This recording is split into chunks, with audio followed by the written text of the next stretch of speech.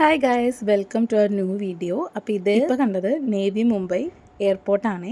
നമ്മൾ ജുഹു ബീച്ചിൽ നിന്ന് നമ്മുടെ പോയ ബസ്സിൽ കയറാതെ നമ്മൾ നേരെ ഊബർ പിടിച്ചിട്ട് നേവി മുംബൈ എയർപോർട്ടിലേക്കാണ് പോയിട്ടുള്ളത്. കാരണം നമുക്ക് നമ്മുടെ സ്റ്റേയുടെ ഹോട്ടലിൽ പോയിട്ട് തിരിച്ചു വരാനുള്ള ടൈം ഉണ്ടായിരുന്നില്ല. സോ ഹോട്ടലിൽ ചെക്കൗട്ട് ചെയ്തിട്ടാണ് നമ്മൾ ബോംബെ മൊത്തം കറങ്ങാനായിട്ട് ഇറങ്ങിയത്. സോ സമയത്തിന് എത്തിയെന്ന് പറയാൻ പറ്റില്ല, സമയം കഴിഞ്ഞിട്ടാണ് എത്തിയത്. ചെക്കിനൊക്കെ എടിപിടിന്ന് വേണ്ടി ചെയ്യായിരുന്നു. ഒന്നാമത്തേത് നമുക്കറിയാത്ത സ്ഥലമാണല്ലോ, സ്ഥലങ്ങളൊക്കെ കണ്ടുപിടിക്കാൻ കുറച്ച് ബുദ്ധിമുട്ടി. കാരണം നമ്മൾ ചെന്നിറങ്ങിയിട്ടുള്ളത് ബോംബെ ഇൻ്റർനാഷണൽ എയർപോർട്ടിലും നമ്മൾ തിരിച്ചു വരുന്നത് നേവി മുംബൈ ഇൻ്റർനാഷണൽ എയർപോർട്ടുമാണ്. നേവി മുംബൈ എന്ന് പറയുന്നത് പുതിയതായിട്ട് പണി കഴിപ്പിച്ചിട്ടുള്ളതാണ്. അങ്ങോട്ടുള്ള റോഡും കാര്യങ്ങളൊക്കെ പണിത് വരണേ ഉള്ളൂ. സോ സ്ഥലം കണ്ടുപിടിക്കാനും കുറച്ച് ബുദ്ധിമുട്ടി. ഊബറൊക്കെ ബുക്ക് ചെയ്തിട്ടാണ് നമ്മൾ പോയിട്ടുണ്ടായിരുന്നത്. എയർപോർട്ട് അടിപൊളിയാണ് കേട്ടോ. ഇൻറ്റീരിയറൊക്കെ എൻ്റെ പൊന്നോ ഒരു രക്ഷയില്ല. ഇതാണ് അതിൻ്റെ മറ്റേ ടോപ്പ് വ്യൂ, സ്കൈ വ്യൂ എന്ന് പറയണത്. അകത്തൊക്കെ അടിപൊളി എന്ന് പറഞ്ഞാൽ അടിപൊളിയാണ്. പക്ഷെ നമ്മൾ ഓടിക്കൊണ്ടിരിക്കുകയായിരുന്നു. നമ്മുടെ കയ്യിൽ ആകെ 2 ബാഗേ ഉള്ളൂ. പിന്നെ എൻ്റെ കയ്യിലൊരു ചെറിയ ബാഗും അത് മാത്രമേ ഉള്ളൂ. പക്ഷേ സ്ഥലങ്ങളൊക്കെ കണ്ടുപിടിക്കുന്നതിൻ്റെ ഇടയ്ക്കും നേരം വൈകിയ വെപ്രാളത്തിലും നമ്മൾ ലഗേജിൻ്റെ കൂട്ടത്തിൽ കയ്യിലുള്ള വലിച്ചു കൊണ്ടുപോകുന്ന ബാഗ് കൊടുക്കാനായിട്ട് മറന്നു. എമിറേറ്റ്സിലായാലും നമ്മുടെ കയ്യിലുള്ള ഹാൻഡ് ബാഗ് ആണെങ്കിലും ലാസ്റ്റ് ഗേറ്റിൻ്റെ അവിടെ എയ്റോപ്ലെയിനിലേക്ക് കയറാൻ നിൽക്കുന്ന സമയത്തായാലും നമുക്ക് കൈ പിടിക്കാൻ ബുദ്ധിമുട്ടാണെന്ന് പറഞ്ഞാൽ അവർ ടാഗ് അടിച്ചിട്ട് ലഗേജിൻ്റെ കൂട്ടത്തിൽ വിടും. അപ്പോൾ ആ ഒരു ധൈര്യം ഉണ്ടായിരുന്നു. നമ്മൾ നേരെ ഇൻഡിഗോൻ്റെ ആൾക്കാരുടെ അടുത്ത് പോയിട്ട് ഗേറ്റിൻ്റെ അവിടെ എത്തിയിട്ടാണ് ചോദിച്ചത്, ഒരു ലഗേജ് ബാഗ് ഉണ്ട് നമ്മുടെ കയ്യിൽ, അതും കൂടി ലഗേജ് ആക്കി വിടാൻ പറ്റുമോ? നമ്മൾ ബോർഡിംഗ് പാസ് എടുത്തിട്ടില്ല. നമ്മൾ ഓൾറെഡി ഓൺലൈനിൽ ബുക്ക് ചെയ്ത സമയത്ത് ബോർഡിംഗ് പാസ് ഡൗൺലോഡ് ചെയ്യാണ് ചെയ്തിട്ടുള്ളത്.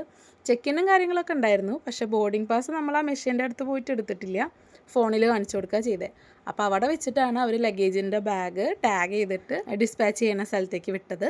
ഞങ്ങൾ നേരെ കയ്യിലുള്ള ബാഗുമായിട്ട് അവിടെ ഇരിക്കുകയും ചെയ്തു. ആ ബാഗ് നമുക്ക് കയ്യിൽ വെക്കാവുന്നതേ ഉണ്ടായിരുന്നുള്ളൂ. പിന്നെ വെറുതെ ഏറ്റി വലിച്ച് നടക്കണ്ടേന്ന് വിചാരിച്ചിട്ടാണ് ലഗേജ് ബാഗ് ആക്കിയിട്ട് വിട്ടത് കേട്ടോ. വേറെ ലഗേജൊന്നും നമുക്ക് ഉണ്ടായിരുന്നില്ല. ഫസ്റ്റ് ടൈം ആയിട്ട് അങ്ങനെ ഒരു എക്സ്പീരിയൻസ് ഉണ്ടാവണേ. പക്ഷേ എമിറേറ്റ്സിൽ കയറിയപ്പോൾ നമ്മുടെ കയ്യിലുള്ള ബാഗ് പിടിക്കാൻ ബുദ്ധിമുട്ടുണ്ടെങ്കിൽ, അതിൽ അത്യാവശ്യം വിലപിടിപ്പുള്ള സാധനങ്ങളൊന്നും ഇല്ല എന്നുണ്ടെങ്കിൽ നമുക്കത് തിരിച്ചു കൊടുക്കായിരുന്നു. അവരത് ലഗേജിൽ കൊണ്ടുവരായിരുന്നു. പക്ഷെ നമ്മൾ ബോർഡിങ് ചെയ്യുന്ന സമയത്ത് ബാഗ് മറന്നിട്ട് ഇതുവരെ ഓടുന്ന അവസ്ഥ ഉണ്ടായിട്ടില്ല. അത്രയും കറക്റ്റ് ടൈമിങ്ങിലാണ് നമ്മളവിടെ എത്തിയത്. എത്തിയതിന് ശേഷമാണ് ഫ്ലൈറ്റ് ഒരു അരമണിക്കൂറോ ഇങ്ങോട്ടോ ലേറ്റ് ആയിരുന്നു. അവിടെ ഉള്ളവർ ഒരുവിധം എല്ലാവരും നമ്മൾ വന്ന പോലെ ദുബായിൽ നിന്ന് ബോംബെക്ക് വന്നിട്ട് ബോംബെയിൽ നിന്ന് മാറി കയറുന്നവരായിരുന്നു. ഒരു ഉപ്പേനും ഉമ്മേനെയൊക്കെ പരിചയപ്പെട്ടു. കൂടുതൽ പേര് അങ്ങനെ ചെയ്യണേ. കണക്റ്റഡ് ഫ്ലൈറ്റ് എടുത്തവരും ഉണ്ട്, അതല്ലാതെ ഇവിടെ വന്ന് പോകുന്നവരും ഉണ്ട്. നമ്മൾ സ്ഥലം കാണാൻ വേണ്ടിയിട്ട് 1-2 ദിവസം സ്റ്റേ ചെയ്തിട്ട് തിരിച്ചു പോകണമെന്ന് മാത്രം. അവിടെ വെച്ചിട്ടൊരു ഇൻസിഡൻറ്റ് ഉണ്ടായേ.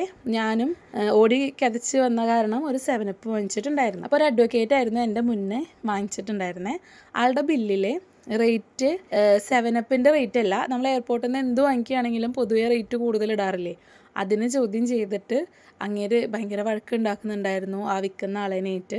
അറ്റ്ലീസ്റ്റ് അവരുടെ മാനേജറിനെയൊക്കെ വിളിച്ച് വരുത്തി കേസാക്കും, ഫയൽ ഓപ്പൺ ചെയ്യും, അങ്ങനെ ഇങ്ങനെയൊക്കെ പറയുന്നുണ്ടായിരുന്നു. പക്ഷേ അത് കഴിഞ്ഞിട്ട് ഞാനും സാധനം വാങ്ങിച്ചു. എന്തോ ഒരു ചെറിയ ബോട്ടിൽ 120 രൂപ അങ്ങോട്ടായിരുന്നു. പക്ഷേ എനിക്ക് എപ്പോഴുള്ള ഡൗട്ടായിരുന്നു, നമ്മളിപ്പോൾ ഒരു ജ്യൂസ് അടിച്ച് വാങ്ങിക്കുകയോ അല്ലെങ്കിൽ അവരവരുടെ പ്രൊഡക്റ്റ് വിൽക്കുമ്പോൾ അവർക്ക് എന്ത് റേറ്റ് വേണമെങ്കിൽ ഇടാം. പക്ഷേ 7up, മിറാൻഡ അങ്ങനത്തെ സാധനങ്ങൾക്കൊക്കെ ഒറിജിനലി ആ ബോട്ടിലിൻ്റെ മുകളിലൊരു പ്രൈസ് ഉണ്ടാവില്ലേ. ഈ എയർപോർട്ടാണെന്ന് വെച്ചിട്ടും അവിടെയൊക്കെ ഇങ്ങനെ റേറ്റ് കൂട്ടി വിൽക്കാൻ പാടുണ്ടോ, അത് ശരിയായ നടപടിയാണോ എന്ന് വെച്ചാൽ എനിക്കറിയില്ല. എത്രയോ കാലങ്ങളായിട്ട് എൻ്റെ മനസ്സിലുള്ളൊരു ഡൗട്ടായിരുന്നു. അവിടെ അഡ്വക്കേറ്റ് ചോദിച്ച് ഫൈറ്റ് ചെയ്യുന്നുണ്ടായിരുന്നേ. അത് കേട്ടപ്പോൾ എന്തോ സന്തോഷവും തോന്നി. പക്ഷെ എന്നാലും ഒരു എയർപോർട്ടിലൊക്കെ വന്ന് ഇങ്ങനെ ചോദ്യം ചെയ്യുകയും മടി ഉണ്ടാക്കുകയൊക്കെ ചെയ്യുമ്പോൾ ഒരു ബുദ്ധിമുട്ടും തോന്നിയിട്ടുണ്ടായിരുന്നു. ഇപ്പോൾ ഫ്ലൈറ്റ് എടുത്തതിന് ശേഷം ഞാൻ ഒരു സാൻഡ്വിച്ചും കോഫി ഓർഡർ ചെയ്തിട്ടുണ്ടായിരുന്നു. അത് വന്നു. അപ്പോൾ ഞങ്ങൾ ഷെയർ ചെയ്ത് കഴിച്ചു കേട്ടോ. അങ്ങനെ ലാൻഡ് ചെയ്തു. 5-6 മാസങ്ങൾക്ക് ശേഷം അമ്മേനെയും മമ്മീനെയൊക്കെ കണ്ടപ്പോൾ സന്തോഷമായി. മമ്മി വീട്ടിൽ നിന്ന് വരുമ്പോൾ നല്ല സേമിയ പായസം ഉണ്ടാക്കി കൊടുത്തിട്ടുണ്ടായിരുന്നു. അതുപോലെ തന്നെ പൊതിച്ചോറ് കൊടുത്തിട്ടുണ്ട്. ഞങ്ങൾ എത്തിയ സമയം പുലർച്ചെ 3 മണിക്കാണ് കേട്ടോ. പക്ഷേ മമ്മി വീട്ടിൽ നിന്ന് പൊതിച്ചോറ് കൊടുന്നേക്കണം. ഉറക്കം വന്ന് ടയേർഡായിട്ട് ഇരിക്കുന്നത്. പക്ഷെ എന്തായാലും കഴിക്കണ്ടേ. അങ്ങനെ പൊതിച്ചോറൊക്കെ എൻ്റെ ഫേവറേറ്റ് ആയിട്ടാണ് കേട്ടോ. എനിക്ക് കുഴിമന്തിയും ബിരിയാണി എടുത്ത് വെച്ചാലും എൻ്റെ പൊതിച്ചോറ് കഴിഞ്ഞിട്ടേ ബാക്കി എന്തോ ഉള്ളൂ. ഞാൻ ട്രിവാൻഡ്രത്തൊക്കെ നിൽക്കുന്ന സമയത്ത് 2 മാസമൊക്കെ കഴിഞ്ഞിട്ടാണ് വീട്ടിലേക്ക് വരിക. അപ്പോൾ എന്തായാലും മിസ്സാക്കാതെ കഴിക്കുന്നതാണ് നായർ ഹോട്ടലത്തെ മീൽസും അതുപോലെ ഇടയ്ക്കൊരു പൊതിച്ചോറും പിന്നെ അമ്മയുടെ വക നല്ല ബീഫും മുളകിട്ടതും. അങ്ങനെ എല്ലാം കൂടി ഒരു പിടി പിടിച്ചു. ഇനി കുറച്ച് കാലം ഇങ്ങനെയൊക്കെ അങ്ങ് പോകാം.